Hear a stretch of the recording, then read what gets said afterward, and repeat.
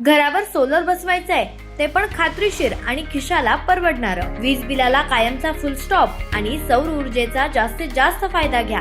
दर्जेदार solar system योग्य दरात आणि विश्वासार्ह सेवेसाठी राजमाता जिजाऊ एंटरप्राइजेस. संपर्क 7219 5277 79 90 67 75 15 75. अहिल्यानगर जिल्ह्यातील जामखेड तालुक्यातील उघडकीस आलेल्या केमिकल युक्त दूध भेसळ प्रकरणानं संपूर्ण जिल्ह्यात खळबळ उडाली आहे.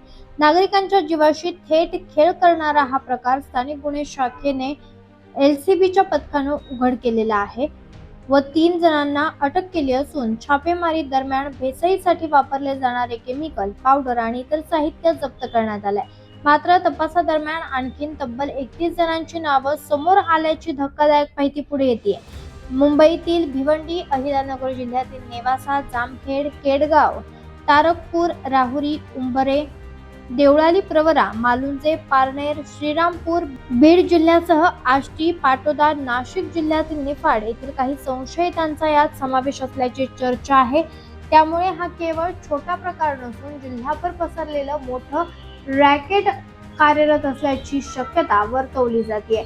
दूध हा लहान मुलांपासून ते ज्येष्ठांपर्यंत सर्वांच्या आहारातील अत्यंत महत्त्वाचा घटक आहे. अशा दुधात केमिकल मिसळून विक्री करणं म्हणजे थेट जनतेच्या आरोग्यावर घाला घालण्यासारखं आहे.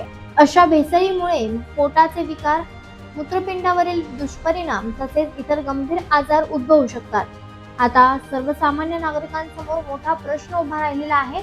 समोर आलेल्या 31 जणांवरही कठोर कारवाई पोलीस अधीक्षक सोमनाथ घारगे आणि LCBचे पोलीस निरीक्षक किरणकुमार कबाडी करणार का, की तपास केवळ अटक झालेल्या मोजक्या आरोपींपुरताच मर्यादित राहणार, हा सवाल सर्वसामान्यांतून उपस्थित होतोय. दूध भेसळीने जिल्ह्यात संतापाचं वातावरण असून सर्व दोषींवर कठोर कारवाई करण्याची जोरदार मागणी होतीये. जिल्हा पोलीस अधीक्षक सोमनाथ घारगे यांनी या प्रकरणात पारदर्शक आणि ठोस पावले उचलली तरच नागरिकांचा LCB किंबहुना पोलिसांवर विश्वास टिकू शकेल.